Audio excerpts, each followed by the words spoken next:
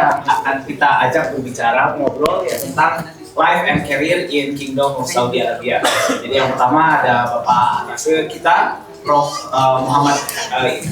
Muhammad Yusuf Helmi. Silakan Prof, boleh ke depan nanti ya. Sekarang lebih lanjut. Kemudian ada yang kedua ada Pak Mansur sebagai asisten profesor di KFUPM ini di Industrial System Engineering. Nah, selamat Pak Mansur. Dan berikutnya ini ada legendnya KFUPM. Ini ada Mas Septri, Mas Septri Andika. Silakan.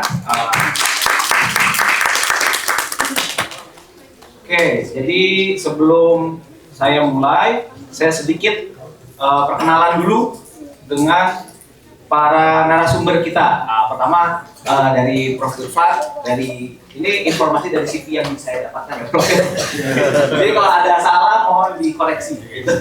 Jadi Prof. Irfan asli. Ada gambar foto Prof. Irfannya, bukan AI. Jadi Prof. Irfan ini S1-nya di Al-Azhar di Kairo, kemudian melanjutkan S2 di UIN Syarif Hidayatullah, betul Prof? Masih benar ya? Betul. Kemudian S3-nya di UIN Sunan Kalijaga, masih betul Prof? Alhamdulillah. Ya. Nah, kemudian sebelum menjabat sebagai atase, beliau juga menjadi dekan di Fakultas Dakwah di UIN Salatiga. Betul Prof? Ya, oke. Kemudian untuk Mas Septri, S1-nya di Teknik Geologi di Unpad, kemudian melanjutkan Master dan PhD-nya di sini di KFUPM di College of Petroleum and Geoscience. Kemudian setelah itu dilanjutkan postdoc masih di CPG juga sampai 2023 ya Mas ya. Kemudian dilanjutkan menjadi sekarang di NESR di TV di Dahlan Techno Valley sebagai geologist. Oke, kemudian yang ini terakhir ada dari Mas Mansur. Mas Mansur S1-nya di ITS di Teknik Industri, kemudian melanjutkan S2 di Michigan University of Michigan di USA dan juga S3-nya di Carnegie Mellon University. Nah, sebelum ke KFUPM ini, Mas Mansur juga sempat di Stanford University sebagai Executive Director for Center of AI Safety. Jadi, begitu perkenalannya, saya izin duduk. Oke, jadi ini seperti yang sudah tertulis lah ya di judulnya, bahwa kita sekarang ini akan mendiskusikan tentang life and career di Kingdom of Saudi Arabia. Nah, tapi sebelum masuk ke topik ini, gitu, mungkin saya akan bertanya dulu ke Pak Nasir, Pak, terkait dengan kondisi sekarang di Timur Tengah ini, yang tensinya cukup tinggi, gitu. Dan mungkin ya kita sendiri juga tidak terlalu banyak informasi tentang hal ini, gitu. Nah, jadi kalau misalkan dari kedutaan besar sendiri terkait tensi sekarang di Saudi, di Middle East ini, gitu. Sebagai WNI yang ada di sini, bagaimana kita harus menyikapinya, begitu Pak? Silakan. Bismillahirrahmanirrahim. Assalamualaikum warahmatullahi wabarakatuh. Terima kasih Pak Lutfi dan Bapak Ibu semua. Ya, kondisi saat ini memang menurut kita lebih berhati-hati, waspada. Baik itu dalam konteks perlindungan menjaga diri kita, ataupun dalam konteks penyebaran informasi yang terkait dengan kondisi yang terjadi. Ya. Kalau kita amati sesungguhnya perkembangan ya katakanlah akhir-akhir ini, ya kan, itu banyak terjadi komunikasi antara pemimpin-pemimpin di Timur Tengah, ya, yang arahnya supaya perang ini segera usai, gitu. Nah, misalnya ada dari pertemuan Menteri luar negeri ya, di beberapa negara Islam, dan juga menteri-menteri di kelompok GCC, ya kan, sepakat terhadap itu. Ya, bahkan sebelum itu juga pernah ada kesepakatan bahwa pangkalan-pangkalan, misalnya pangkalan militer yang ada di Timur Tengah milik Amerika Serikat, misalnya, itu pimpinan negara itu tidak tidak mengizinkan jika itu dijadikan sebagai pangkalan untuk menyerang lawan dari Amerika dan Israel. Nah, itu yang terjadi. Jadi sebenarnya kondisi saat ini mengarah untuk lebih cepat berakhirnya, ya, sehingga beberapa negara, terutama yang Timur Tengah, juga mempunyai kesepakatan yang arahnya ke situ. Nah, kita ya sebagai warga negara Indonesia, yang pertama Saudi Arabia, pertama kita memang harus mematuhi apa yang menjadi kebijakan pemerintah Saudi Arabia terkait dengan kondisi saat ini. Seperti ada larangan ini itu, yang termasuk larangan terakhir itu adalah pemerintah Saudi Arabia melarang kepada semua orang yang berada di Saudi Arabia, apakah itu warga negaranya atau warga negara asing, untuk menyebarkan informasi ya, apalagi dalam bentuk gambar, video. Nah itu ada larangan itu. Kalau kemudian kegiatan itu bisa menjadikan katakanlah melanggar peraturan, itu bisa berakibat fatal bagi kita. Saya kira itu yang pertama. Yang kedua, kita memang dalam katakanlah proyeksi kontingensi ya, misalnya ya, evakuasi dan sebagainya, kan itu kita mengikuti keputusan dari pemerintah RI gitu. Apakah sudah sampai pada saatnya atau belum WNI yang di Saudi Arabia itu dievakuasi ke tanah air atau ke tempat yang lain? Nah, itu belum sampai kita pada pusat itu. Tapi selalu memantau perkembangan yang terjadi. Memang dulu pernah ada semakin dekat dulu kalau dilihat itu ya. Kan daerah yang banyak menjadi perhatian KBRI perwakilan itu adalah Riyadh sendiri ya, kemudian Provinsi Timur di sini, kemudian di Al-Kharaj. Kharaj itu sebenarnya ya. Karena beberapa ya katakanlah serangan ya, drone itu kan, drone itu banyak yang lari, yang diarahkan ke situ, kemudian diintervensi oleh pertahanan Saudi Arabia. Nah itu pernah ada ya, sampai kemudian kedutaan Amerika itu betul-betul diserang drone dan terjadi kebakaran kecil sebenarnya, kemudian juga terjadi kerusakan di sana, dan pasal itu semua warga negara mereka sudah langsung kembali. Nah itu sebenarnya ada saat genting saat itu, kami waktu itu masih di Riyadh, tapi setelah itu ya keamanan ketat, kemudian ya kondisi biasa lagi. Nah sehingga keputusan untuk melakukan evakuasi itu belum ada. Nah sekarang kondisinya masih sama, kita tetap menunggu perkembangan. Jadi termasuk misalnya perwakilan itu juga melakukan komunikasi dengan dengan Kementerian Haji Indonesia ya kan. Dan itu juga dibahas. Jadi kemungkinan yang terjadi gitu. Sampai pertama apakah Haji 2026 itu dilaksanakan atau tidak. Kemudian jika dilaksanakan, ya kan, terjadi katakan sesuatu yang tidak diinginkan, itu bagaimana memitigasinya dan lain sebagainya. Nah itu juga selalu menjadi topik pembahasan. Nah itu yang kedua, kita menunggu arahan dari pemerintah. Yang ketiga selama memang kafil, istilah kafil ya, kalau kita kan KFBM, kemudian kampus lain segala macam itu belum mengeluarkan instruksi yang membuat kita menyetop kegiatan, ya kita tetap berjalan ya.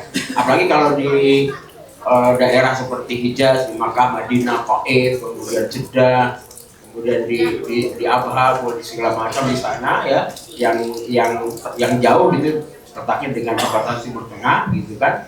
Nah itu ya relatif tidak begitu berpengaruh gitu. Nah selama tidak ada himbauan atau instruksi yang meminta kita untuk melakukan tindakan katakan extraordinary, ya saya kira tetap biasa melaksanakan kegiatan seperti ini. Nah itu saya kira seperti itu. Yang penting perwakilan RI baik itu Jeddah atau Riyadh selalu segera bisa dipantau di medsos ya, baik itu di Facebook ataupun di Instagram terkait dengan himbauan dari pemerintah RI gitu ya. Kan tidak semua informasi itu di situ ya, kan ada sifat-sifat dari informasi intelijen itu kan tidak bisa upload, tapi apa yang harus dilakukan berdasarkan itu selalu disampaikan oleh pemerintahan kita untuk melindungi warga negara Indonesia, yang termasuk misalnya WNI yang ada di negara berbatasan Saudi yang memang mempunyai masalah ya, untuk ke Indonesia karena flight jadi masalah bisa di cancel atau di reschedule, itu kita sudah banyak sekali melakukan evakuasi WNI dari perbatasan itu, dari Salwa, dari Habzi, dari di sini yang di Damam ya. Nah itu sudah banyak yang kita larikan, yang kita evakuasi, dilarikan ke Riyadh dulu atau dari perbatasan langsung menuju ke bandara Riyadh ataupun Jeddah. Ada yang juga sempat mampir di KBRI dulu untuk menunggu penerbangan berikutnya, dan itu melibatkan ya tidak hanya para WNI yang sedang melakukan kunjungan atau bekerja, tapi juga jamaah haji dan umroh. Jamaah umroh itu banyak juga yang terbengkalai karena tiket yang misalnya tiket yang awalnya dijanjikan tidak bisa dipenuhi oleh travel karena faktor tadi ya, masalah penerbangan itu tadi. Saya kira gitu, Pak. Oke, baik. Terima kasih banyak Prof penjelasannya. Karena itu juga sesuatu yang mungkin kita yang ada di sini juga khawatir gitu, dan kita juga kan jauh ya dari Riyadh, dan update informasi terkait ini juga tidak begitu banyak. Jadi dengan datangnya Pak Atase kita bisa dapat informasi terkait itu. Jadi tadi kalau dirangkumnya kita harus tetap mengikuti arahan ya dari kerajaan, kemudian juga nanti akan kalau ada sesuatu juga akan ada informasi lagi lebih lanjut daripada KBRI gitu ya. Oke, jadi itu karena kalau terkait tadi kan ini live and caring, nah ini yang bagian live-nya itu yang paling penting tuh. Karena sekarang lagi konflik lagi dengan dekatnya, jadi live-nya itu yang paling penting.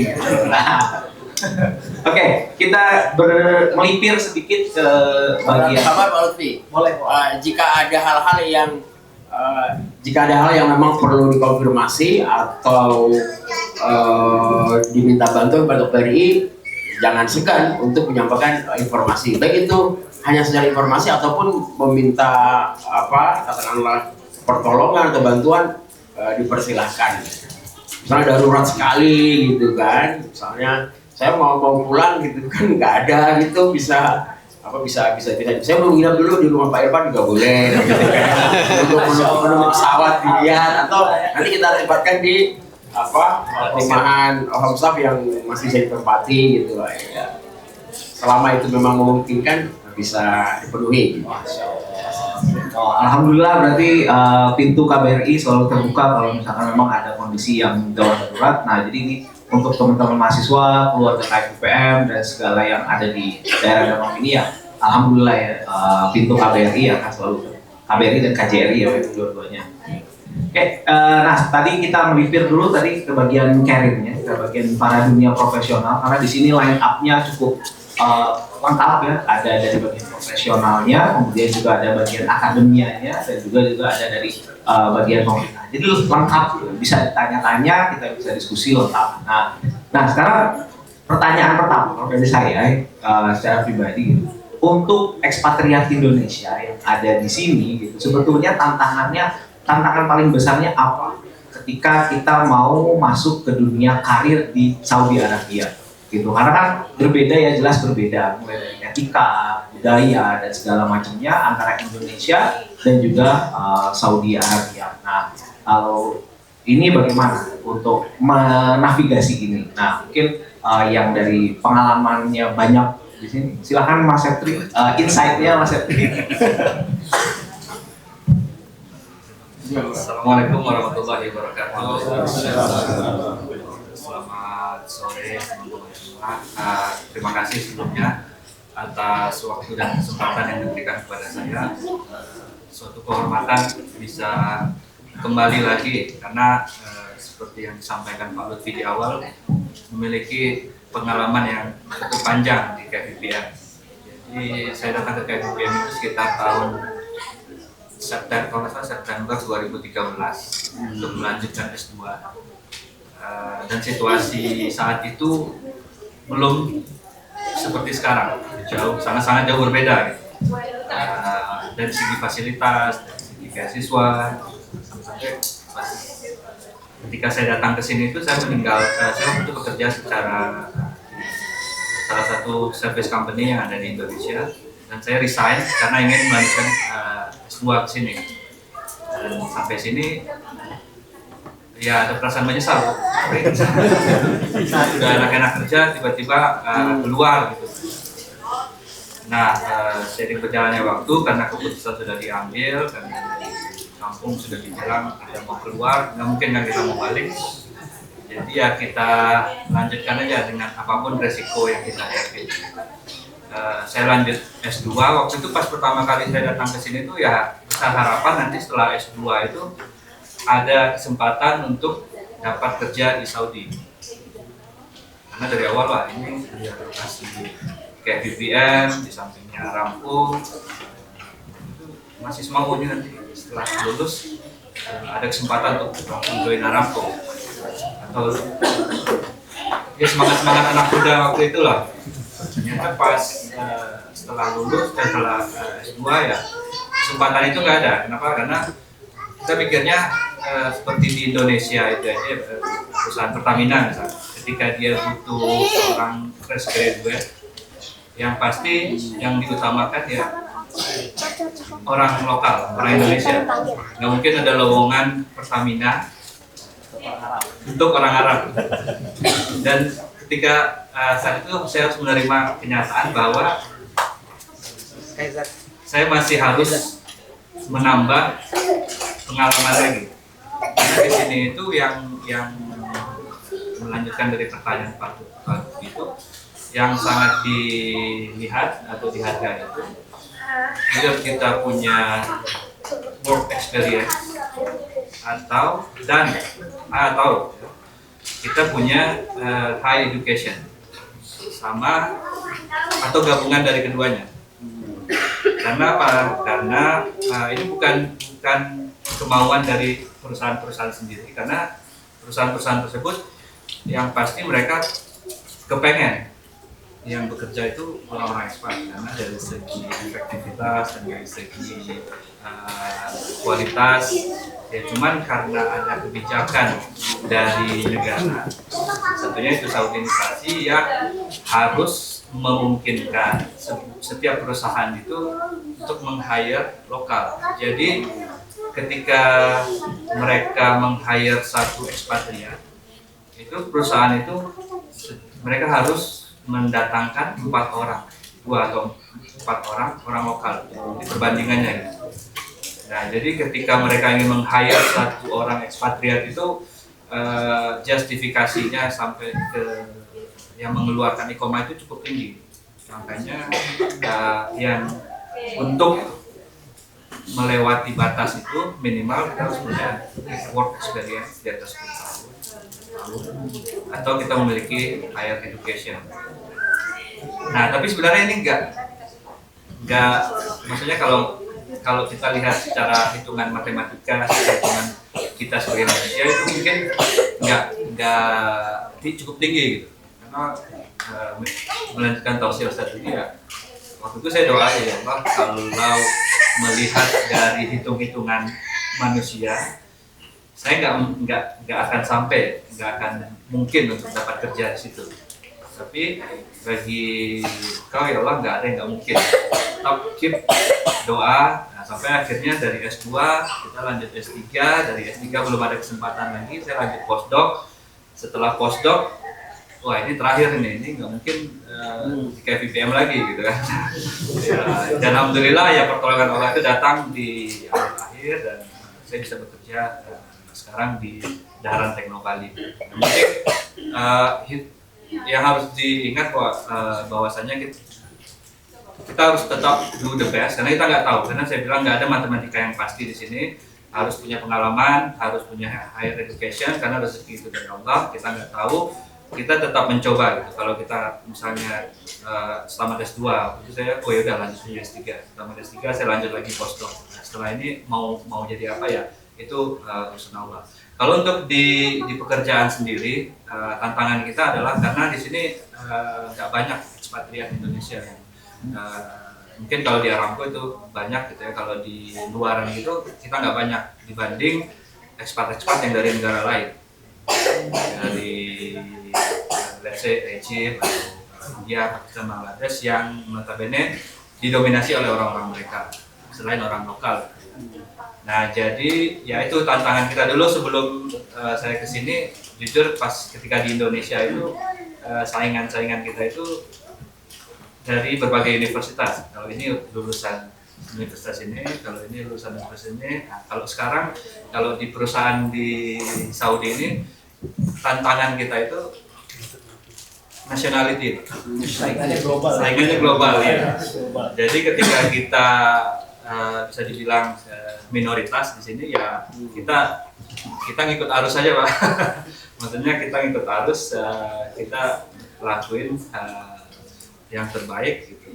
Cuman untuk nge-push untuk posisi ke atas itu ya kita kadang-kadang terkendala itu karena ketika satu posisi udah diisi satu nasionalitas itu pasti ke bawahnya itu sama. Di antaranya itu ada outlier satu ya itu kita gitu kan. Nah jadi untuk go up, go down, go up itu agak sedikit challenge, tapi kalau untuk go down itu jadi ya itu tantangannya di sini karena itu tadi ya. Tapi balik lagi kan, yang penting kita bekerja sesuai dengan apalagi dengan orang Indonesia gitu, mereka senang karena tanpa disuruh kita kadang udah ya. Dan ketika kita di delegate suatu task itu biasanya kita nggak komplain dulu ya, udah kita ambil aja walaupun nanti kita pusing ini gimana caranya ya gitu. Kita pusing sendiri, yang penting ambil dulu aja, kamu bisa Pak, kayak militer kan, siap gerak. Nanti pas balik ke kantor tadi mau apa ya? Jadi kita disuruh apa ya gitu kan? Oh ya udah. Maksudnya tapi alhamdulillah mereka senang dengan kualitas kerja kita. Ya itu paling tantangannya Pak Lutfi. Oke, baik. Oh luar biasa. Jadi tadi tantangannya tuh berlapis ternyata.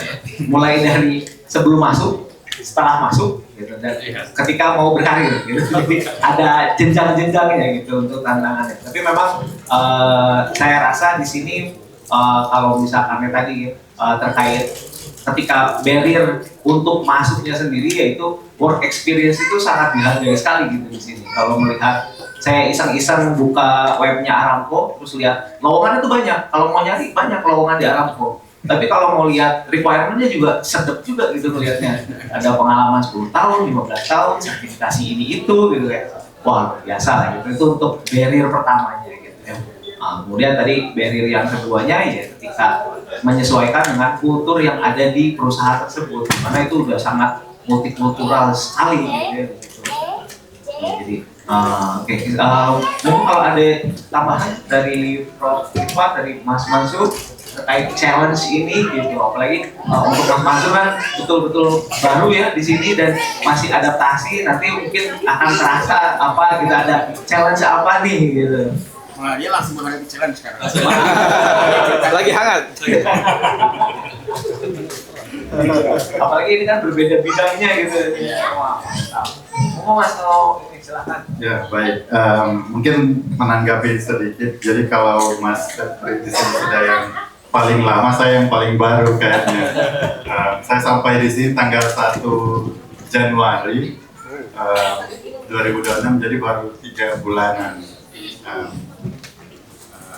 Nah, saya juga mau menambahkan yang Mas Febri bilang, memang challenge-nya kita masih kurang orang, Pak Ibu dan Mas teman-teman sekalian. Jadi kalau bisa pilihlah berkarir di sini supaya kita bisa sama-sama saling membangun komunitas. Biar nanti orang-orang negara lain yang bilang, waduh di sana banyak orang Indonesianya, jadi saya bisa. Itu dulu mungkin Mas. Iya benar, di sini dosen Indonesia baru berenam ya. Berlima ya? Oh berlima. Jadi masih jauh, apalagi dibandingkan dengan India atau dengan Pakistan. Jauh sekali. Nah, kalau lanjut ke Prof. Irfan. Jadi kalau misalkan di sini nih Prof ya, apa namanya tuh, kalau misalkan menurut dari sudut pandang KBR, dari sudut pandang KBR ini, etika ada nggak etika atau budaya kerja gitu ya, yang di Saudi ini yang mungkin harus dipahami gitu oleh para mahasiswa yang kira-kira nanti saya mau kerja di sini gitu. Dan itu agak mungkin nanti mengejutkan mungkin kalau ada gitu. Soalnya kan di sini mungkin pengalamannya biar bisa di-share. Baik, terima kasih Pak Lutfi. Iya, saya menyambung dari yang tadi itu ya, tadi yang Pak Mansur sama Mas Febri. Jadi memang orang seperti Pak Mansur, Mas Febri, kita semua itu dia mempunyai peran untuk membuat wajah Indonesia itu lebih baik. Ya, itu lebih baik ya. Dalam arti kita kan lama gitu ya, mengalami masa di mana Indonesia itu dilihat tidak dari orang-orang seperti Pak Setri, Pak Mansur, tapi dari aspek lain, dan itu kadang tidak mengenakan gitu. Sampai hari itu masih ada residunya gitu kan, kayak gitu-gitu. Nah artinya kalau tadi Pak Mansur mengatakan bagaimana kita menambah kuantitas, memang yang perlu adalah kita ya katakanlah mengampanyekan atau mensosialisasikan apa saja requirement yang perlu dipersiapkan supaya bisa bergabung dengan salah satu perusahaan di Saudi Arabia. Nah, ketika itu dia sudah sosialisasi, maka orang-orang berminat dia bisa mempersiapkan kan dari manapun. Nah, dengan itu dia nanti bisa bersaing. Nah, seperti tadi disampaikan oleh Pak Lutfi kan banyak persyaratan sudah banget gitu kan. Nah itu, jadi mungkin itu dulu yang perlu kita sosialisasikan. Oh ternyata begini. Nah maka diaspora yang ada di Saudi Arabia itu bisa mengambil peran untuk di situ gitu kan. Nah, baik itu yang sedang bekerja sebagai akademisi, yang tenaga ahli ataupun yang di postdoktoral. Nah itu. Nah, kemudian pertanyaan yang tadi yang terkait dengan dengan etika kan gini. Tapi ini ya kalau ya pengamatan saya gitu kan, Saudi Arabia itu kan sejak launching Vision 2030 ya kan. Sebenarnya kan dia sedang dia kan mengalami revitalisasi SDM kan. Jadi katakanlah kalau dulu tuh kita gampang mengatakan orang Saudi itu nggak sekolah pun nanti jadi kaya gitu, nggak sekolah pun nanti jadi kaya. Karena orang Saudi itu kalau dia lahir dia sudah punya sumber, apalagi kalau dia keturunan raja misalnya. Gitu. Jadi tidak perlu bersusah payah saya tidak tahu kalau misalnya interaksi kita dengan mahasiswa lokal. Tapi di tempat lain misalnya mahasiswa Indonesia dari segi kedisiplinan dan dari segi etika, kemudian dari segi etos, itu memang bagi kita lebih baik gitu kan, ketika dia menempuh studi di Saudi Arabia. Nah, kalau terkait dengan dengan etika ini, yang menurut saya penting itu adalah memang kita harus mengetahui, ya kan, karakter orang Saudi Arabia. Bagaimanapun mereka sudah sadar bahwa sebenarnya mereka sedang mendapatkan tempat yang enak ya dari pemerintah dengan adanya Saudisasi tadi itu, gitu. Maka sejauh mungkin kita tidak berkonfrontasi dengan kebijakan itu, gitu. Maka hemat saya adalah bagaimana kita menampilkan etos, menampilkan kerja, menampilkan outcome kerja kita yang lebih baik gitu. Karena kalau sudah kita berkonfrontasi dengan yang sifatnya kebijakan, ya itu mungkin akan relatif bermasalah. Nah, meskipun misalnya sebagai warga lokal dia mendapatkan privilege lebih banyak daripada kita, karena itu memang sudah aturan yang sifatnya top down gitu kan, termasuk ada di Vision 2030. Nanti di situ kan kita akan membaca suatu narasi yang menyatakan bahwa maknanya kira seperti ini.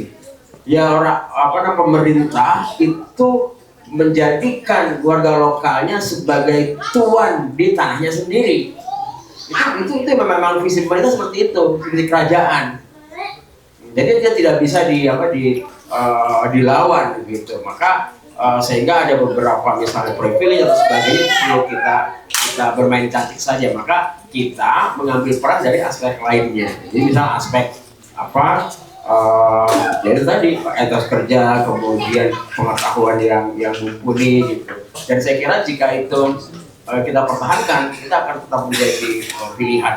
Karena banyak ya, baik itu yang kerja seperti Mas Septil, jadi itu ada yang kerja di perusahaan, jadi bank ada yang kerja di perusahaan telekomunikasi Saudi Arabia juga bagus gitu ya. Nah saya kira itu kalau sih ya.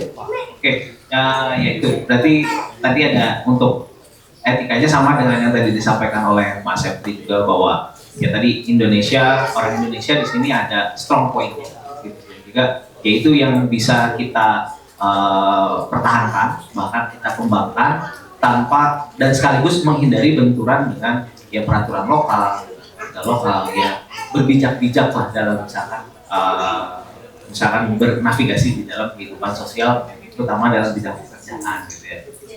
Luar biasa ini. Memang kombinasinya cukup mantap ini. Alhamdulillah. Sekarang saya mau coba ke bidang akademis ini, karena ini personal interest gitu ya, dari saya sendiri gitu di bidang akademisi. Jadi kalau saya melihat dosen-dosen Indonesia yang ada di sini, kalau misalkan kita lihat CV-nya, semuanya tuh mentereng, semuanya keren-keren.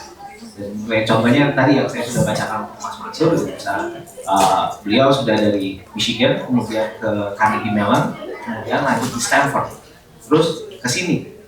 Kemudian contohnya atau dosen lain, misalnya Pak Adi Emsir pernah di Australia, pernah di Finland, kemudian ke sini.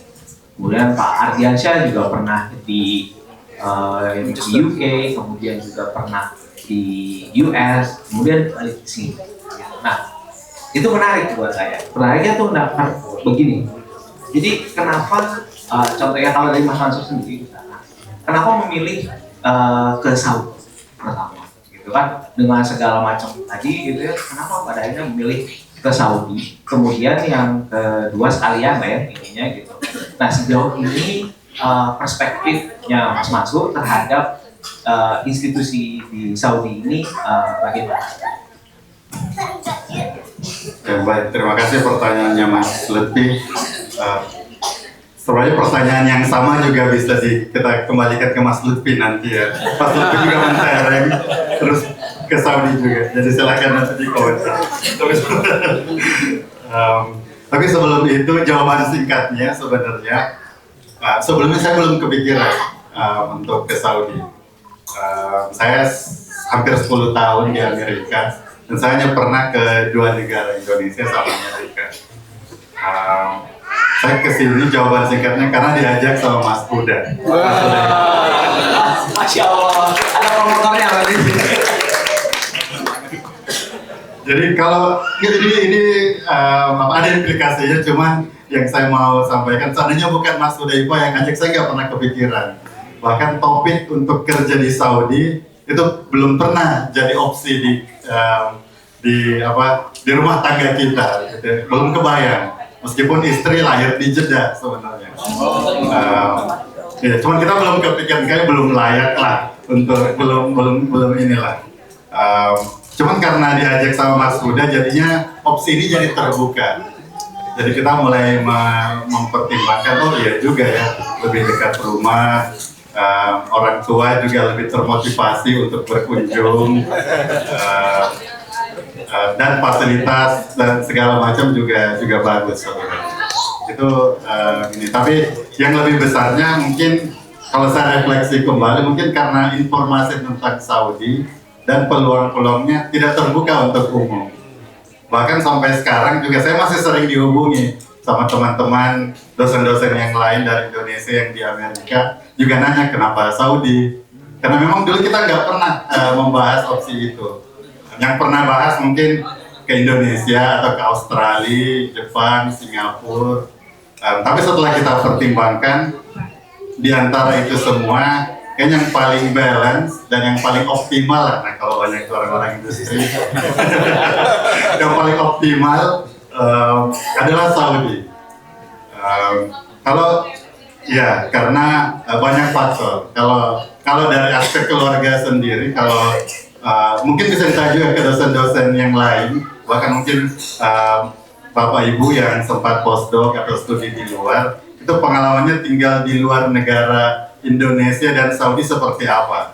Mau pesen makan susah, harus lihat ingredients-nya dulu apa. Mau sholat, tadi Prof. Irfan bilang, mau sholat di luar harus jamak tiap hari, duhur dan asar, maghrib dan isya. Maksudnya banyak challenge seperti itu. Belum lagi kalau ada anak. Anak saya 3 tahun. Ini mungkin belum kepikiran untuk teman-teman yang lain, cuman bisa dibayangkan. 3 tahun, kita mulai masukin sekolah. Hal pertama yang terjadi di sekolah diajarin pelukan. Cewek cowok nggak ada bedanya. Maksud saya itu beda aja ininya, iya. Itu baru masih yang kecil, belum lagi yang ke depan, yang ke atas. Makanya bagi saya mungkin dari segi keluarga mungkin agak-agak susah yang itu ya. Dari segi personal dan profesional juga menurut saya Saudi makin cocok dengan bidang saya. Ini mungkin agak khusus. Kalau teman-teman sempat hadir di kuliah tamu yang kemarin dan minggu lalu, bidang saya itu di AI safety dan agak merempet ke critical minerals dan supply chain. Itu Saudi lagi gencar-gencarnya di 2 bidang ini. Tidak ada negara lain yang lebih terkoordinasi effort digitalisasinya selain Sedaya dan Saudi. Bahkan Amerika nggak bisa, orang-orang pasti protes, di negara lain nggak ada resource-nya. Hanya Saudi yang bisa mengkoordinasikannya. Makanya menurut saya peluangnya besar, tapi tantangannya besar juga. Kalau teman-teman Bapak Ibu sekalian kemarin ikut kuliah tamu, Saudi ranking nomor 4 yang paling optimis terkait AI. Indonesia ada yang mau coba ranking berapa? Ranking 2. Semua dunia. Indonesia yang paling optimis bahwa AI itu positifnya lebih banyak dibanding negatifnya. Jadi lu bikin aplikasi apa saya coba pasti. Terserah efeknya belakang apa, coba dulu. Optimis dulu. Tapi di situ menurut saya ada tantangan karena ini aman atau tidak, ini cocok untuk tidak aplikasinya. Nah itu menurut saya jadi bagus untuk topik tersebut. Makanya bagi saya Saudi ya ujungnya opsi yang sangat optimal. Tapi saya juga mau tambahkan ke bagian etika yang ini juga terkait sama tadi saya bilang Mas Huda untung networkingnya masih jalan. Nah itu yang juga mau saya sampaikan ke teman-teman mahasiswa semuanya. Itu mungkin bukan etika, mungkin bukan apa, tapi cobalah jalin silaturahim yang kelihatannya sederhana. Mas Huda dulu senior saya di ITS. Jadi saya sering nanya-nanya kalau masalah kuliah atau kita dulu sama-sama di organisasi penerima beasiswa Kementerian Agama karena sama-sama dari alumni pesantren. Jadi Mas Huda dari dulu udah panutan saya. Seandainya saya ngeselin dulu mungkin Mas Huda nggak akan ajak ke sini. Nah, maksud saya networking komunikasi mungkin perlu dijalin. Itu hal-hal yang tidak terduga seperti itu mungkin bisa ditingkatkan gitu ya. Karena justru hal-hal yang tidak terduga mungkin bisa akan berimplikasi ke hal lain. Mungkin sekarang kita cuma main tenis di lapangan atau mungkin berenang atau main boxing tadi katanya ada. Cobalah ikut aktif. Karena siapa tahu dari situ nanti ada peluang-peluang yang baik. Itu dulu mungkin. Oke, Masya Allah. Jadi salah satu terima kasihnya juga ke Mas Huda berarti ya. Sudah dibawa ke sini Mas Huda. Masya Allah.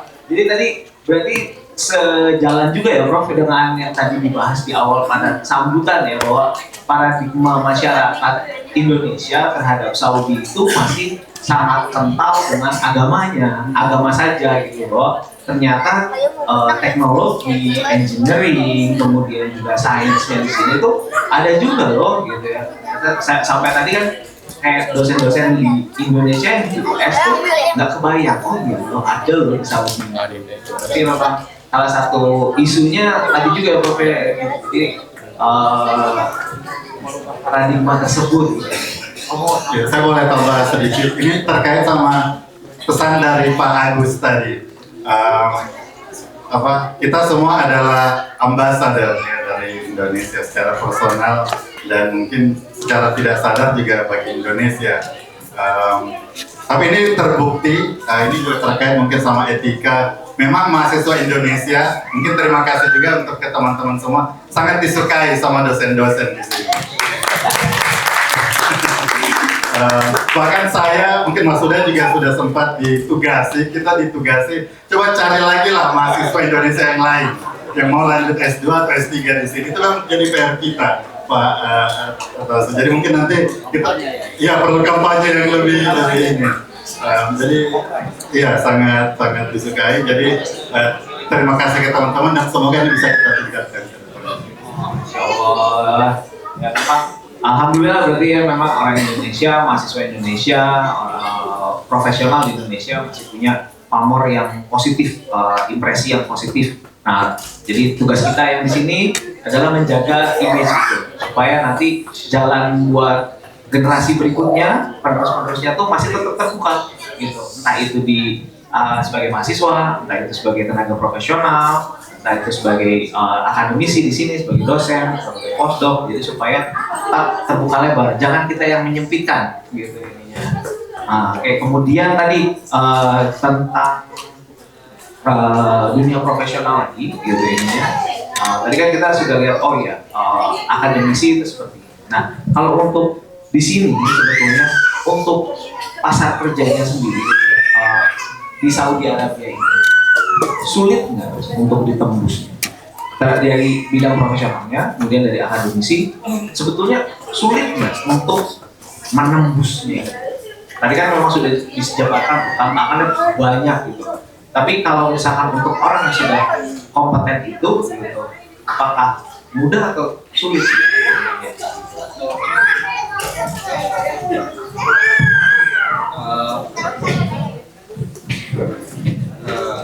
Pertanyaannya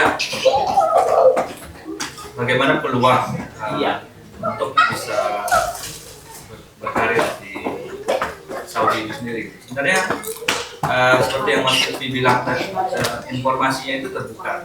Jadi seperti contohnya Aramco, ketika mereka ingin meng-hire itu harus diposting di website ya Mas Indra.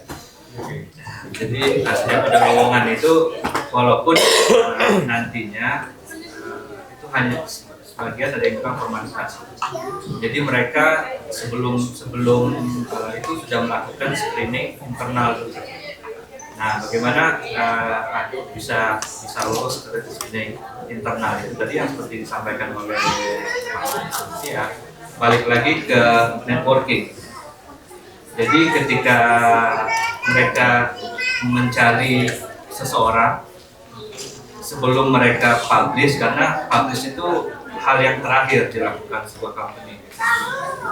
Nah, nanti di situ ketika mereka publish itu akan ratusan atau ribuan yang masuk aplikasinya. Dan biasanya perusahaan-perusahaan besar itu mereka sudah punya sistem untuk men-screening secara otomatis. Jadi ketika mereka membutuhkan suatu job kualifikasi, nanti mereka tinggal bikin keywords itu nanti akan screening dengan sendirinya. Jadi makanya ketika kita apply sesuatu ke job itu kita benar-benar baca job description-nya itu dengan detail, dengan baik. Jangan sampai satu CV yang kita punya, yang kita siapkan, itu kita gunakan untuk apply ke semua pekerjaan. Jadi satu CV untuk satu pekerjaan yang kita apply, karena di situ masing-masing pekerjaan itu punya requirement, punya job description yang berbeda-beda. Jadi ensure untuk lolos screening awal itu ya kita memasukkan keywords yang ada di job description yang ada di website tersebut, yang ada di, karena mungkin kita malas ya udah untuk satu CV, untuk satu job yang kita post itu kita pakai cover letter yang sama, kita pakai CV yang sama gitu. Dan itu nggak harus, misalnya kita punya publikasi khususnya untuk dunia profesional, kita punya publikasi 100. Ya kita nggak masukin 100-100-nya publikasi, kita hanya masukin publikasi kita yang related dengan job yang ada di itu tadi. Karena nanti itu kita ketika interview si interviewernya itu akan menanyakan sesuatu yang related dengan yang kita. Jadi make sure yang kita masukkan ke dalam CV kita itu benar-benar sesuai dengan yang ada di job description. Contohnya teman-teman di lab baru sekali megang alat XRD misalnya, nanti di CV ditulis expert in XRD ya, expert in analysis. Jadi ketika pas ditanya pas interview itu kita nggak bisa jawab. Nah itu jadi bumerang dari kita sendiri kan. Jadi nah itu yang pertama. Yang selanjutnya itu networking tadi, karena sebelum setiap company itu publish, mereka akan menanyakan ke employee yang sudah ada, do you have any recommendation with this qualification? Atau tadi yang dibilang Pak Masud, kamu ada orang Indonesia lagi nggak yang ini kita butuh tambahan untuk itu. Nah, jadi nanti memang semuanya akan apply dari website, tapi ketika kita apply, jujur dulu saya mungkin siapin CV mungkin lebih ratusan CV. Apply di website itu nggak ada satupun yang dipanggil. Sampai-sampai saya terus ini gimana nih, maksudnya ada yang salah dari CV saya atau gimana? Saya sempat konsultasi dengan profesional yang sudah di industri ya. Salah satunya itu harus ada yang mempush atau mendorong dari dalam sehingga aplikasi kita itu ditarik bergerak dan kita maju ke tahap interview. Nah, jadi dari networking itu tadi. Nah mungkin di sini juga kesempatan mungkin buat teman-teman mahasiswa seperti yang dibilang Pak Mansur tadi, bertemanlah dengan siapapun karena kita nggak tahu CV kita itu lewatnya dari siapa yang akan merekomendasikan kita. Tapi kalau kita udah bersikap preventif atau kita nggak mau bergaul, maksudnya jangan ketika karena kalau di sini, kalau di Saudi contohnya ada IATMI contohnya, di situ ada profesional migas. Jadi secara etika mungkin ketika kita bertemu dengan seorang profesional itu kita nggak langsung memperkenalkan diri, terus nanya ada lowongan nggak?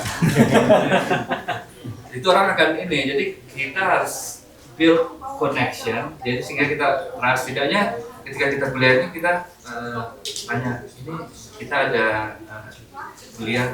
kuliah tugas ini diskusi.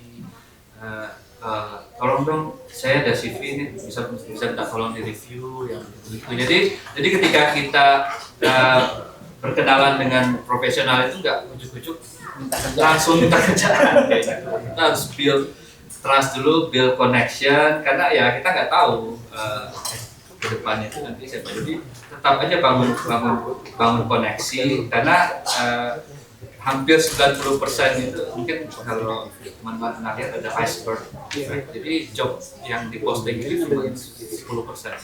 Jadi sisanya itu 90% itu hidden, kita nggak tahu. Mungkin dari temannya saya, atau saya mungkin punya teman, nanti saya rekomendasiin ke sini.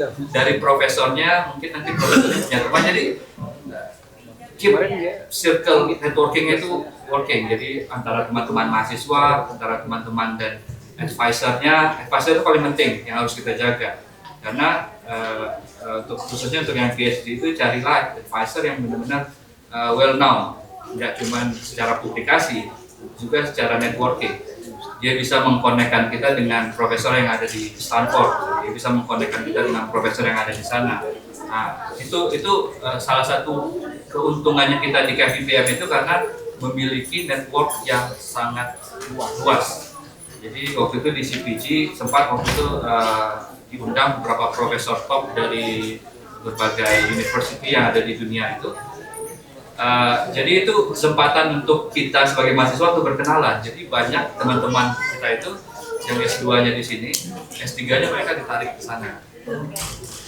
Makanya kesempatan di sini itu sangat-sangat luas karena KVPM suka mengundang profesor-profesor ternama dari universitas top university yang ada di dunia. Kesempatan juga buat teman-teman untuk berkenalan, introduce your results dan sebagainya.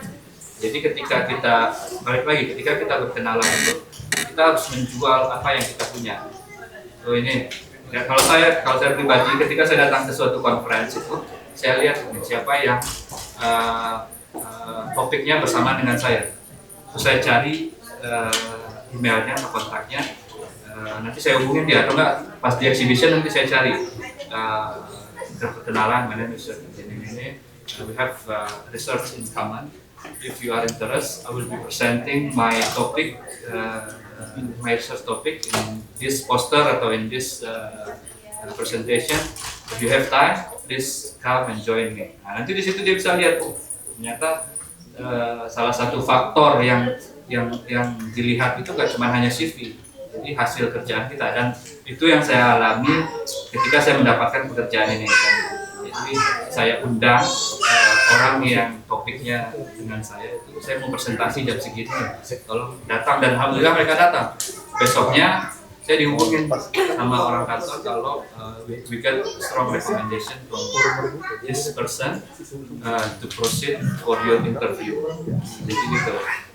Jadi maksudnya banyak cara yang bisa kita lakukan. Jadi makanya yang paling penting itu kita seperti ini berdiskusi, kita bertanya, kita bukannya kita lebih tahu, saya dan Pak Mansur lebih tahu, atau Pak Hasil lebih tahu, cuman kita bisa memberikan what to do and what not to do yang seperti itu. Tapi itu balik lagi ke masing-masing kita. Terima kasih. Wah, Masya Allah, insight-nya luar biasa.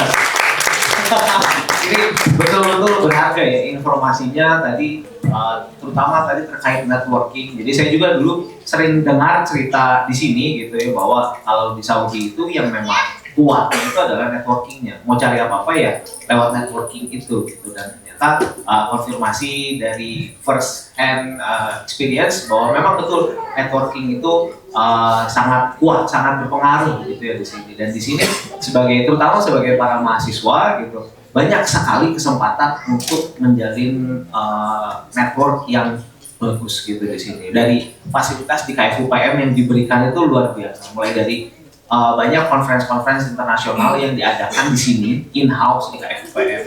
kemudian juga support funding untuk datang conference regional atau conference nasional, bahkan conference internasional yang dari KFUPM untuk student-studentnya. Bahkan anak master pun dapat untuk pergi conference 1 kali gitu, internasional. Nah jadi itu tolong dibangun dengan baik. Belum lagi kan dengan kolega mahasiswa postgraduate yang ada di sini, mostly international student, dan juga kalau lihat dosen-dosen yang ada di sini pun, wah koneksinya luar biasa. Ada yang lulusan US, ada lulusan Europe dan mana-mana, koneksinya masih terjaga. Jadi itu ada pintu besar yang harus bisa dimanfaatkan oleh para mahasiswa yang ada di sini. Saya boleh tambah? Mau Mas? Saya tambah satu. Jadi sama cerita Mas Septi, saya juga bisa masuk Stanford karena rekomendasi advisor. Jadi memang networking juga. Saya nggak kebayang sebelumnya. Saya asal Makassar, nggak kebayang pernah bisa sekolah di postdoc dan jadi direktur dan jadi staff di Stanford. Tapi memang yang mau saya tambahkan, memang memulai dan keep the relationship itu susah, apalagi kita untuk orang Indonesia. Kadang kayak gini kita membuka networking kita, ayo minta ke kita, dan kita sebagai orang dan mungkin budaya timur ya, itu sangat susah untuk minta, sungkan. Tapi untuk orang US, untuk orang mana itu kalau nggak minta ya kita nggak tahu perlu apa. Waktu itu saya di-push sama advisor, dan saya karena udah urgent juga ya, anak baru lahir, saya baru defense, nggak tahu nih habis ini mau kemana.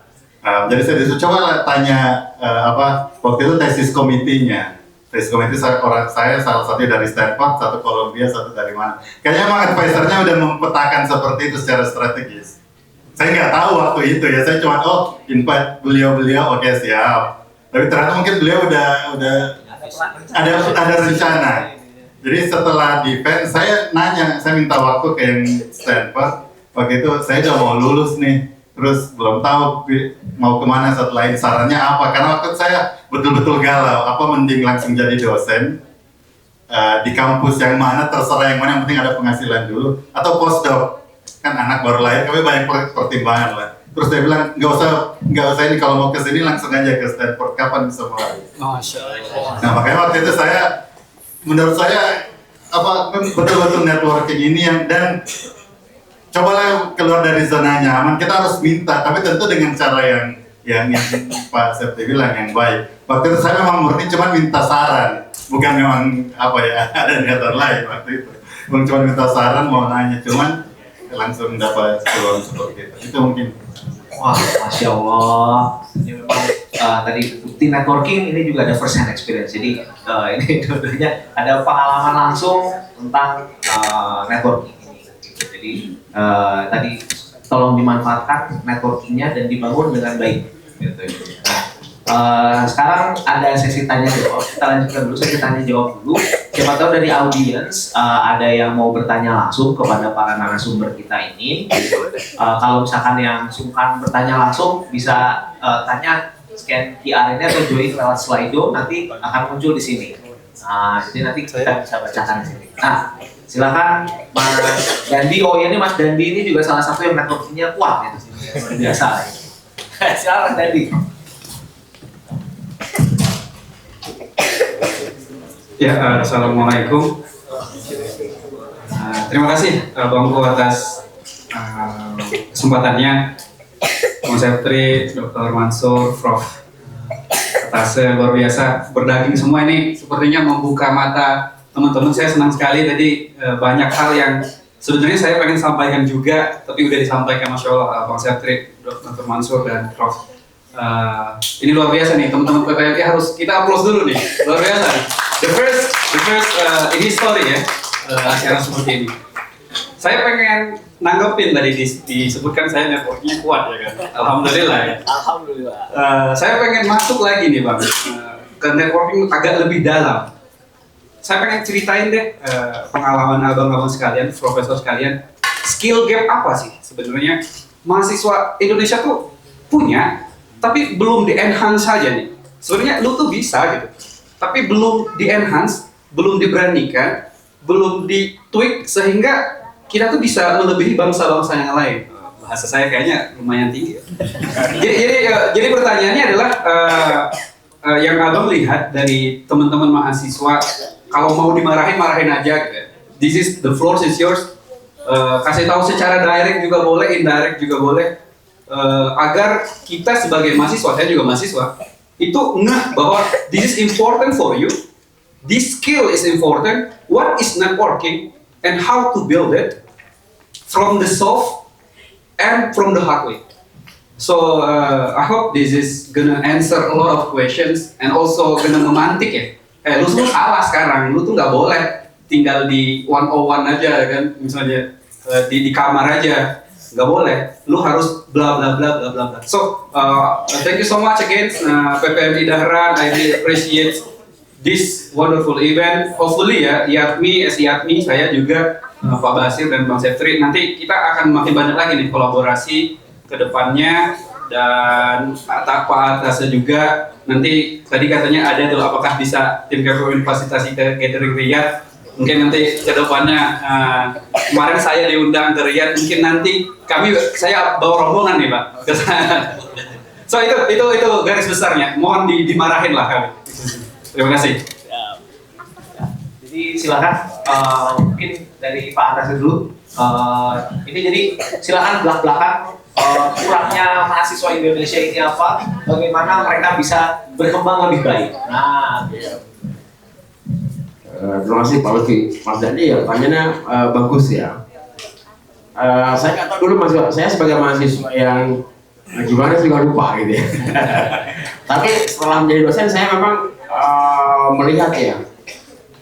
Saya membandingkan misalnya pada level non profesional, pada level selain akademisi, kemudian mahasiswa, pada level tenaga kerja yang lain misalnya.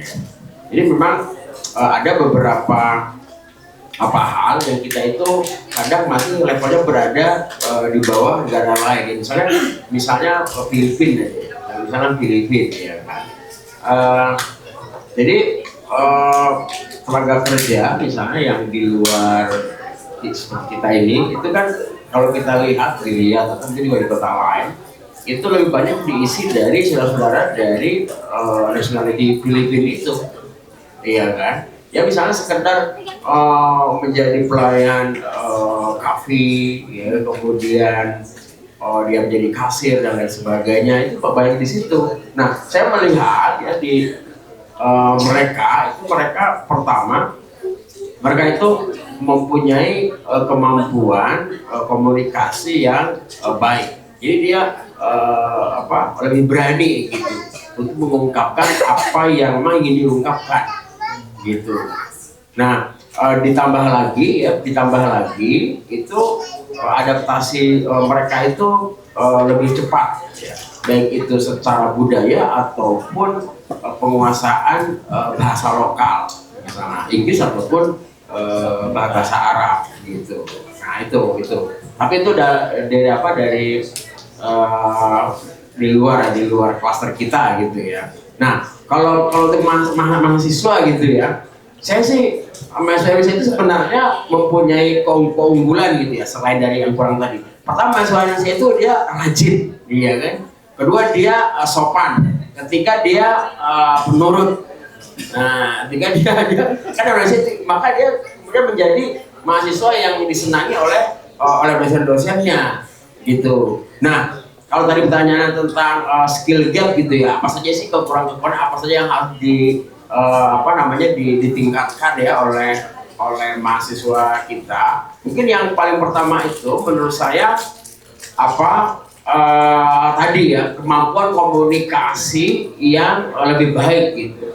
Nah, bagaimana dia bisa melakukan keinginan, kemudian berkomunikasi dengan pihak-pihak lain, dosen, nah termasuk juga cara misalnya membangun jejaring. Nah, itu saya kira mahasiswa kita itu perlu ditingkatkan soal itunya gitu ya. Termasuk juga misalnya kemampuan untuk mengorganize suatu event gitu, itu saya kira perlu gitu ya ditingkatkan, meskipun apa yang dilakukan oleh orang-orang Saudi juga orang lokal juga tidak lebih baik ya, tapi saya kira itu sesuatu yang bisa ditingkatkan gitu ya. Nah kemudian misalnya dalam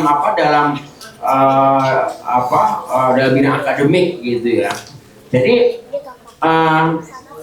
bawaan, saya nggak tahu pakai bawaan gitu kan orang Indonesia itu harus keluar ya dari katakanlah sikap inferiority gitu ya, dia kok merasa selalu di bawah gitu dari negara-negara yang ada gitu, sehingga itu berakibat tidak baik ya kan dalam meningkatkan skill itu.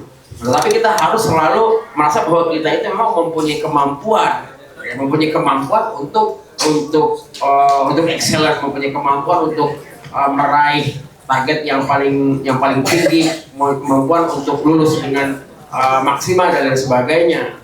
Nah itu saya kira di situ. Kalau terkait dengan substansi keilmuan, ya saya kira kan kalau keilmuan itu sekarang itu sudah lebih mudah ya untuk diakses ya. Diakses karena banyak sarana, banyak media, banyak sumber yang bisa dijadikan rujukan. Tidak hanya pengajar, tidak hanya guru, tidak hanya orang, tapi yang lain juga sudah bisa hari ini. Nah, kalau soal itu saya kira mempunyai kemampuan yang sama. Maka mungkin kalau kita melihat ada yang disebut dengan soft skills, hard skills, ya mungkin saya lebih melihat kepada soft skillnya itu, soft skills. Ya, jadi kalau mahasiswa itu kan bagi saya gitu, hard skillnya itu kan dia menguasai ilmu pengetahuan yang diajarkan. Jadi kalau jadi mahasiswa itu memang harus pintar, harus cerdas, harus efektif, itu hard skillnya gitu. Tapi bagaimana dia membangun jejaring, bagaimana dia berkomunikasi, bagaimana dia mentransfer pengetahuannya kepada orang lain, mempunyai metode seperti apa, itu kan bagian daripada soft skills. Nah itu kalau itu bagus ya berarti dia sudah mempunyai dua kaki yang memang sudah kuat. Hard skill secara akademik substantif dia bagus, soft skill dia bagus. Nah, saya kira kalau itu berpadu ya pada satu orang ya mahasiswa kita ya saya kira ya sudah menjadi mahasiswa ya prototype mahasiswa SPM lah seperti itu ya. Saya kira itu Pak Lutfi menurut saya. Baik. Mungkin ada tambahan dari Mas Mansur dan Mas Syafri, silakan. Mungkin kalau boleh belak-belakan. Yang pertama, ada 3 kalau dari saya Mas Lutfi dan teman-teman sekalian. Jadi yang pertama, jangan bertele-tele kalau berkomunikasi. Khususnya di dunia profesional dan akademis. Maksudnya, santun tetap dijaga harus ya itu. Cuman kalau tulis email yang panjang, mungkin itu nggak akan kebaca jadinya. Jadi straightforward, apa yang dibutuhkan, karena kita perlu itu. Begitu juga ketika minta atau perlu apa yang bisa kita bantu. Itu yang saya merasa sangat susah untuk mahasiswa Indonesia lebih straightforward, apa yang dibutuhkan. Itu juga keluhan dari beberapa dosen yang lain. Bukan cuma dari Indonesia ini, tapi ada beberapa negara-negara termasuk Indonesia. Kalau misal mau postdoc misalnya dan perlu funding, ya udah bilang aja perlu postdoc, tapi perlu funding juga. Kan wajar-wajar aja, nggak usah perlu ya saya ini bentar lagi lulus terus apa banyak keluarga ini nggak cukup. Susah apa gitu. Karena kalau nggak begitu nggak bakal sampai pesannya. Karena dosen-dosen di sini kebanyakan lulusan US. Di US kalau nggak minta ya nggak dapat. Karena asumsinya semua orang mature, semua orang tahu apa yang dibutuhkan. Kalau nggak bilang berarti nggak butuh. Nah ini juga saran yang sama saya sampaikan ke teman-teman Arab sendiri atau Maroko atau Yaman yang kayaknya udah mau lulus masters terus bingung mau apa, ternyata mau lanjut PhD dan udah daftar tapi cuma perlu rekomendasi aja. Makanya saya juga bingung kadang kayaknya apa yang bisa kita bantuin. Jadi tolong langsung ngomong aja apa yang bisa kita ini, khususnya mungkin Pak Agus juga Pak Atase sama Mas Syafri, kita terima email sangat banyak biasanya. Jadi kalau misalnya emailnya panjang itu udah kayak nggak bakal susah untuk kita tolak. Itu mungkin yang pertama. be straightforward tapi tentu tetap santun. Terus yang kedua, jangan terlalu lama untuk memfollow up satu hal. Ini orang Indonesia insya Allahnya terlalu banyak menurut saya. Bagus, tapi cobalah setelah insya Allah langsung follow up. Kadang saya meeting sama siapa, terus aja nanti Pak dikirimkan. Tapi kalau nggak kirim, saya sudah lupa karena menurut saya kan yang minta siapa, yang akan susah untuk saya lagi yang ingetin terus minta tolong tadi dikirim. Jadi langsung di follow up lah. Termasuk dari acara ini tadi Mas Dandi bilang Pak Taso juga menjanji beberapa program, langsung di follow up aja supaya maksudnya nggak hilang kesempatan ini. Ini juga kepada teman-teman PPMB.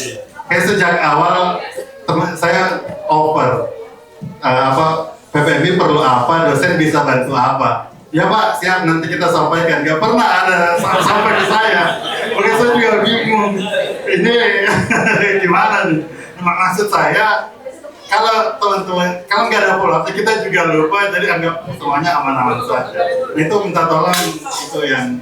Dan yang terakhir juga disampaikan Pak Atase sama tadi Mas Sepri. Yang terakhir ini yang paling penting, kemampuan untuk memperkenalkan diri. Jadi apa istilahnya pitch, elevator pitch. Jadi bagaimana memperkenalkan diri 2-3 menit. Gak usah bertanya nama saya ini, satu saya 2-3, lahir tanggal berapa. Itu kan nggak penting. Kadang ketika kita networking, cuma 1 menit aja orang mungkin sabarannya. Nah itu mungkin perlu dilatih. Karena menurut saya mungkin sejak SD ya kita diajar perkenalan mainnya di sini. I was born on di mana, itu enggak seperti itu lagi. Jadi apa yang relevan, apa yang perlu diketahui itu juga susah. Saya juga masih belajar, mungkin juga Bapak Ibu yang lain bisa share pengalaman itu. Itu mungkin 3 dari saya. Terima kasih. Ya, monggo Mas Sepri. Ya, sedikit menambahkannya tadi udah di Banyak juga nggak apa-apa. Iya, yang paling penting itu ya tadi karena mungkin culture kita nggak enakan.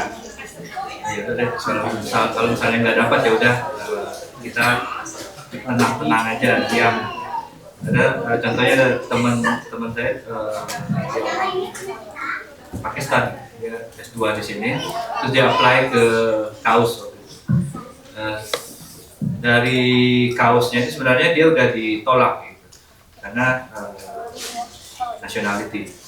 Akhirnya dia sampai email atau dia sampai telepon profesor yang interview dia, kenapa saya nggak terima? Padahal kan saya bagus, jadi bilang gitu. Maksudnya dari interview semua komennya positif gitu. Dan akhirnya si profesornya tadi balik lagi ke orang admission dan akhirnya dia keterima untuk PhD. Dan sekarang dia udah kerja di Aramco. Jadi menurut saya dan yang kekurangan saya juga itu kita nggak kurang otot. Jadi ketika kita di sini mereka bilang, kamu nggak bisa gitu. Kalau dari pelajaran itu kalau saya boleh saya kejar terus. Ini nggak bisanya gimana? Kenapa sampai akhirnya kita dapat atau yaudah kita udah berusaha untuk mendapatkan itu. Tapi dengan cara yang baik dan beretika juga. Terus yang kedua communication, presentation skill. Jadi ketika awal pertama saya datang ke sini, dan project itu saya suruh presentasi, saya pengen nangis sebenarnya, pengen pulang karena kita nggak biasa presentasi dengan bahasa Inggris.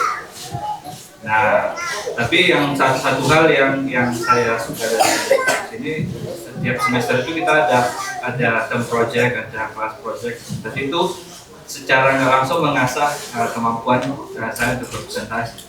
Jadi sehingga bikin kita jadi lebih confident. Jadi it doesn't matter how good our research, ya. Kita udah kerjain riset kita selama 5 tahun, tapi kalau kita cuma punya waktu berapa 30 menit untuk mempresentasikan riset yang udah kita lakukan selama 5 tahun. Jadi kepengennya itu ada 100 slide kita masukin gitu kan. Tapi satu hal, kita ada keterbatasan waktu. Gimana caranya kita men-summarize research yang kita lakukan selama 5 tahun, 4-5 tahun itu dalam waktu 30 menit. 20 menit. Jadi kita harus bisa memilih memang semuanya penting gitu, tapi kita harus bisa memilih hal-hal yang lebih penting. Dan ada lagi contoh waktu itu ada kompetisi Pak di geologi, kompetisi internasional. Jadi itu tim ya, tim itu dalam satu tim itu ada 4 orang. Yang dua ini internasional, salah satunya orang Indonesia. Yang 2 lagi ini orang lokal Saudi. Yang dipilih yang mana bukan yang petroleum engineering atau geological knowledge yang bagus. Cuman yang pertama dia juara untuk master. Yang kedua satu lagi itu pokoknya yang anak S1 yang komunikasinya bagus. Karena yang teknikalnya udah dihandle sama dua orang ini.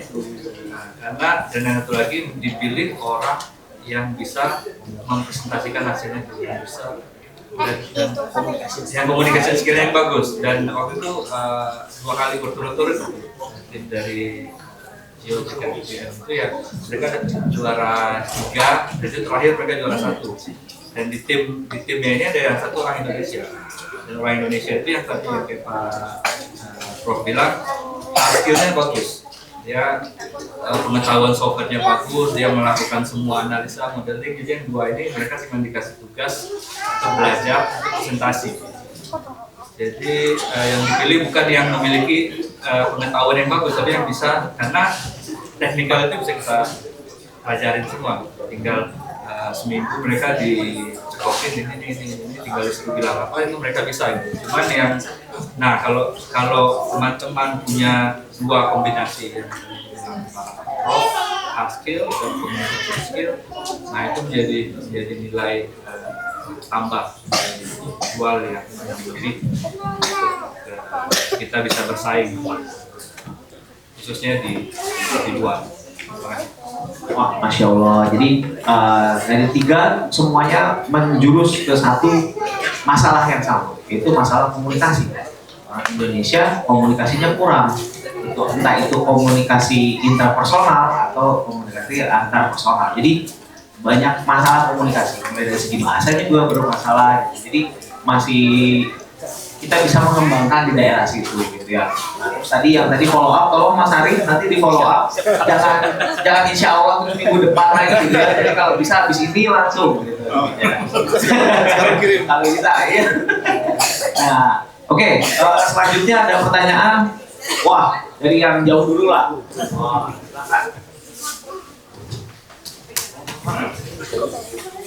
Baik, terima kasih. Bismillahirrahmanirrahim. Assalamualaikum warahmatullahi wabarakatuh.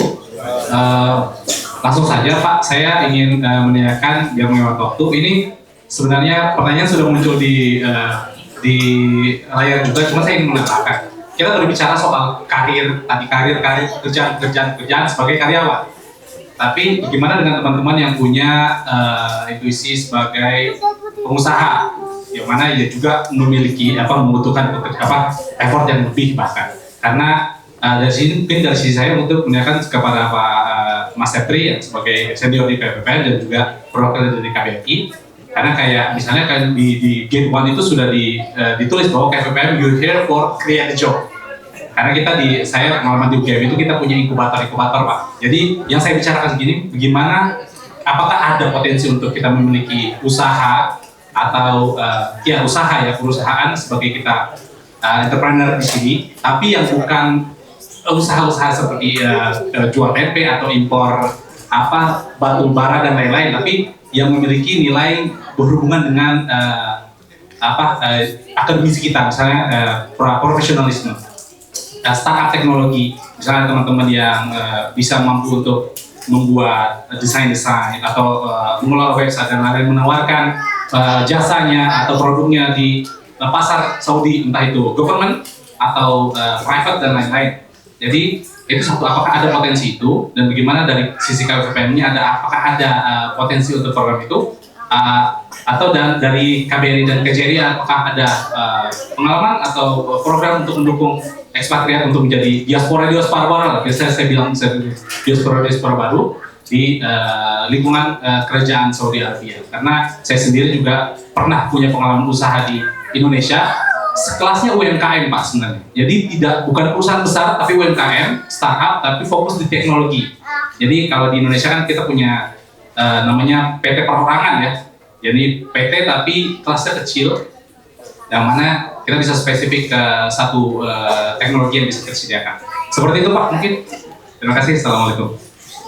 Oke, baik. Ini menarik ya. Jadi nanti silahkan dijawab. Nanti ini Mas Dandi tolong dicatat juga Mas. Ya agenda yakni mungkin ya selanjutnya. Silahkan. Oleh pertanyaan jawab startup itu sebenarnya kan Mas Alif lebih kompeten untuk menjawab. Iya benar itu ada sebelahnya ya. Ada case study mungkin bisa offline ya. Ya khususnya yang saya lihat dalam beberapa tahun terakhir ini kesempatan itu lebih terbuka dibanding beberapa tahun yang lalu. Karena dulu di KVPM ini ada namanya semacam itu tadi kita punya ide bisnis, nanti kita akan dibentuk tim presentasi buat yang seperti yang pernah sampaikan tadi. Cuman kendalanya waktu itu stop, kita nggak bisa lanjut ke untuk mengkomersialkan itu. Nah sekarang dengan visi yang baru dari kampus sebelum Ramadan itu kita company yang ada di TV itu kita diundang untuk presentasi dari beberapa startup yang dibentuk oleh KVPM sendiri. Jadi ada programnya itu. Dan sekarang yang bagusnya itu 100% pemilikan itu punya kita. Jadi ketika kita punya something, kalau dulu itu kita nggak boleh punya usaha.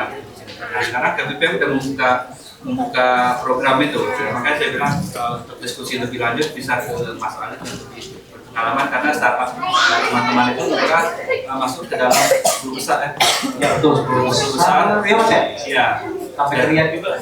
Ya, dan mereka yang bagusnya itu diekspos untuk presentasi di depan stakeholder di company yang mau invest di startupnya itu.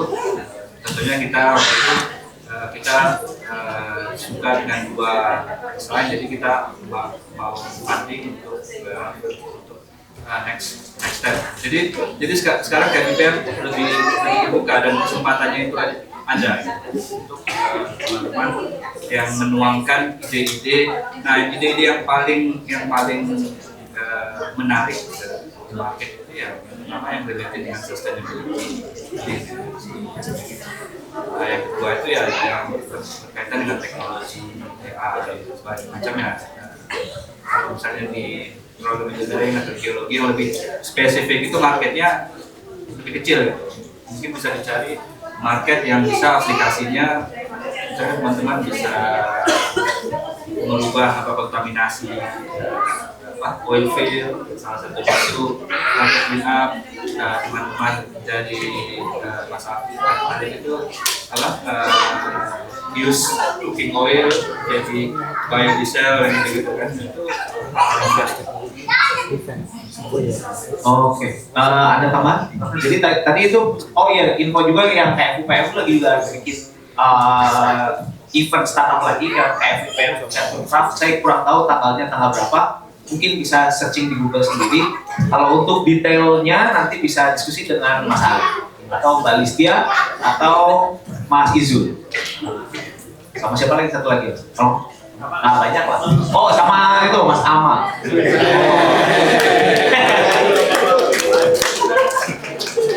Jadi itu untuk per startup. Mungkin nanti PPMI bisa ada lagi ya mengkaji tentang startup, seru juga itu. Silakan kalau ada tambahan dari Mas Mansur. Mungkin dua hal dari saya. Satu mungkin saya nggak begitu paham, tapi bukannya ada macam premium residency untuk entrepreneur ya. Kayaknya ada yang kalau startup founder bisa secure berapa ratus ribu real funding, itu mungkin bisa dapat 5 year permanent residency ya untuk ngurus startupnya. Jadi secara imigrasi juga kayaknya mulai dipermudah. Cuman saya kurang begitu paham. Yang kedua, mungkin ini agak nggak begitu nyambung, tapi bisa ini juga lah kita explore lagi nanti. Karena saya di Stanford, menurut saya Stanford yang paling strongnya di bidang entrepreneurship. Saya hampir 10 tahun di US cuma di Stanford yang student, postdoc, staff itu langsung dihubungkan sama investor kalau punya ide. Jadi sangat gampang. Nggak tahu nanti kita sempat bahas itu salah satu exit plan saya. Mungkin akan mengarah ke sana. Jadi ada beberapa teman yang memang tertarik untuk itu. Nah, untuk teman-teman yang tertarik ini mungkin KPMI lagi nanti kita bisa explore kalau mau masuk ke pasar US. US juga terbuka untuk startup founder, bisa dapat green card atau izin untuk buat startup di US. Itu gampang, ada beberapa orang Indonesia yang bisa kita sekedar tambahan aja. Oh, Baik, terima kasih. Ya, di KBRI itu ada pelaksanaan fungsi ekonomi dan atasnya perdagangan. Nah, jadi ini para pejabat pemerintah yang membantu semua kegiatan terkait dengan perekonomian, perdagangan, kemudian jual beli dan sebagainya. Nah, artinya apa? Artinya pemerintah memang terbuka dan bahkan mendorong apa yang tadi disampaikan gitu. Jadi apabila ada WNI, apapun latar belakangnya ingin mengembangkan usaha di Saudi Arabia, itu memang didorong apa-apa yang nanti bisa disebut oleh KBRI ya sebagai perwakilan sampai betul-betul misalnya perusahaannya itu eksis dan establish di Saudi Arabia, itu bisa dibantu. Tentunya sesuai dengan aturan yang ada di Saudi Arabia. Nah, misalnya yang saya tahu ya, beberapa perusahaan Indonesia, artinya perusahaan yang dikelola oleh Indonesia itu kan ada beberapa yang memang establish di Saudi Arabia untuk melayani kebutuhan orang-orang haji gitu. Sama ada BPKH Limited, PT Indomie itu kan Indonesia, di sini establish gitu. Nah, jadi artinya apa? Artinya pemerintah ya tetap mendukung gitu, tetap mendukung. Kemudian peraturan yang memang dipenuhi, ya kan? Requirement dipenuhi, ya itu bisa dikomunikasikan. Artinya kan kalau kita lihat ya saya ya karena di KBRI ya ada beberapa info. Jadi kan sebenarnya kita masih perlu perjuangan ya untuk bersaing ya di pasar gitu ya untuk produk-produk kita ya misalnya food beverage, makanan dan minuman gitu. Karena ada beberapa masalah yang kadang kita itu kurang bisa menyelesaikan gitu. Atau misalnya negara tetangga dia lebih pandai di dalam menyelesaikan masalah-masalah itu, seperti misalnya masalah penjaminan makanan, kemudian juga kualitasnya, apakah dia memenuhi syarat-syarat dari pemerintah Saudi Arabia yang harus untuk masuk ke Saudi Arabia kemudian dikonsumsi oleh masyarakatnya. Nah itu ada memang beberapa aturan ya, dan itu ya selalu dipantau oleh pemerintah kita gitu. Nah, jadi intinya kita sangat terbuka ya perwakilan itu untuk katakanlah yang mendorong siapa saja yang ingin menjadi pengusaha atau mendirikan perusahaan di Saudi Arabia, apalagi kalau perusahaan itu katakanlah dalam bidang yang disebutkan oleh Mas Satri, Bapak Mansur itu yang bisa meningkatkan citra Indonesia di level global. Keren. Baik, terima kasih. Jadi tadi dari KPLI sendiri masih dia terbuka untuk mendukung, tapi mungkin untuk topik entrepreneurship WNI misalkan di sini itu kan topik yang besar, topik yang menarik. Mungkin banyak juga di sini yang di otak entrepreneurship-nya jalan. Jadi ini saya harap nanti bisa difasilitasi sama PPMI untuk mengadakan diskusi khusus tentang entrepreneurship ini. Langsung aja ke Pak Lutfi. Jadi ini ya karena ini kan atas perdagangan ini masih hangat di KBRI ini ya. Nah, jadi dia memang perlu belanja ide. Nah, ibaratnya gitu. Jadi kalau tadi ide tadi itu kita sampaikan ke atas perdagangan, nanti saya dampingi karena ini kan pendidikan ya. Saya kira itu bisa. Saya menjawab pertanyaan tadi, apakah nanti bisa tim KBM fasilitasi untuk kunjung harga kering terlihat? Ya sangat bisa. Sangat bisa. Nanti saya akan menjamin yang berkunjung semua masuk KBRI, kemudian mau ketemu siapa saya atur jadwalnya. Teman kita bahas perdagangan. Kalau kita bicara tentang tadi peluang untuk menjadi entrepreneur membuka usaha di Saudi Arabia. Tapi kalau misalnya aspek konsuler ya lain lagi, bikin paspor lain lagi, kalau pendidikan itu sudah dengan saya gitu. Tapi temanya nanti apa temanya? Kalau misalnya temanya tadi pendidikan dan entrepreneurship, ya nanti kita bisa bertemu dalam satu ruangan, di ruangan KBRI yang baru, yang namanya mezzanine room ya. Dia baru awalnya tuh dia kayak ada apanya gitu. Sekarang sudah bagus lah gitu. Karena sudah bagus ya, dan sekarang sudah dilakukan sebagai kegiatan pembelajaran BIPA, itu asik ya, bisa dilihat. Nah itu saya kira bagus itu kalau nanti kita datang ke kuliah, nanti kita ketemu di restoran khusus ekonomi ya kan. Ya, misalnya ya entrepreneurship dalam bidang energi terbarukan, kemudian ya tadi Mas Alif dan tim yang pernah ke Riyadh, kemudian saya sempat lihat di situ. Saya kira itu sangat membanggakan kalau itu didukung oleh pemerintah. Nah gitu. Memang selama ini kan arus perdagangan itu lama kosong ya, diganti oleh laksana fungsi ekonomi dari KBRI gitu. Tapi sesungguhnya yang secara substantif dan yang paling tahu itu sebenarnya dari perdagangan, karena dia di Indonesia emang bergerak dalam bidang itu, perdagangan dalam negeri ataupun luar negeri. Nah gitu, jadi nanti polanya tinggal ditunggu saja kapan mau kerja. Ya nanti akan dilaporkan mau berangkat dengan bis atau berangkat dengan HS, jangan bilang. Karena KBRI itu ada di komplek diplomatik ya, di komplek kedutaan, memang ada beberapa aturan yang tapi insya Allah tidak akan terlantar ya. Nanti akan ada tipsnya biar semua sesuai gitu kan. Nanti juga dibantu oleh Pak Ahmad Agil yang sudah sangat profesional bagaimana bernegosiasi dengan orang-orang Arab. Nah, karena dia lahir di Arab, hidup di Arab, dan sekarang masih di Arab. Ahmad Agil ya, ini yang insya Allah akan memudahkan untuk semua kunjungan ke KBRI Riyadh. Nah gitu aja.